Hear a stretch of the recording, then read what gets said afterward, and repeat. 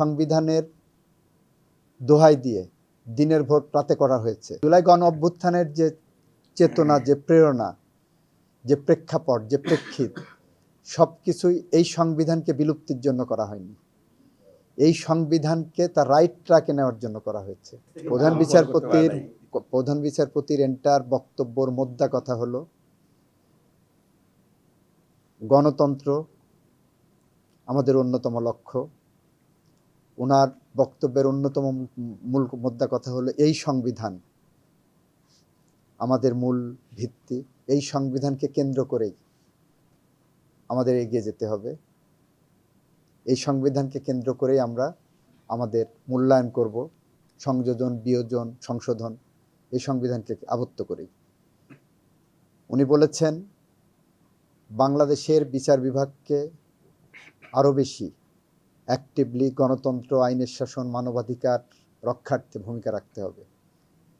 উনি বলেছেন এই ভূমিকা রাখতে গেলে শুধুমাত্র বিচারকরা না, বারের ভূমিকা অনবদ্য। উইদাউট এ গ্রেট বার বিচার বিভাগ অসম্পূর্ণ।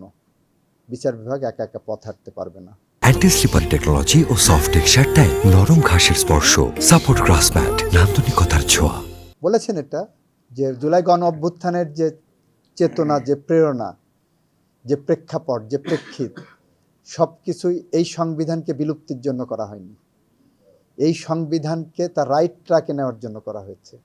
এই সংবিধানকে ভিন্নভাবে ব্যাখ্যা করা হতো, এই সংবিধানকে ভিন্নভাবে ইন্টারপ্রেট করা হতো, যেটা আমরা অতীতে বারবার বলেছি যে এই সংবিধানের দোহাই দিয়ে দিনের ভোট রাতে করা হয়েছে। আমরা আগে বলেছি এই সংবিধানের দোহাই দিয়ে দিনের বেলা মানুষ ধরে নিয়ে যে খুন করে দেওয়া হচ্ছে, এই সংবিধানের দোহাই দিয়ে গুম করা হচ্ছে, মিথ্যা মামলা করা হচ্ছে এবং সাংবিধানিক শাসনের নামে। আমরা বলেছি বারবার, আগেও বলেছি যে এটা অন্যায়, এটা সাংবিধানিক শাসন না, সংবিধান এটা বলে না।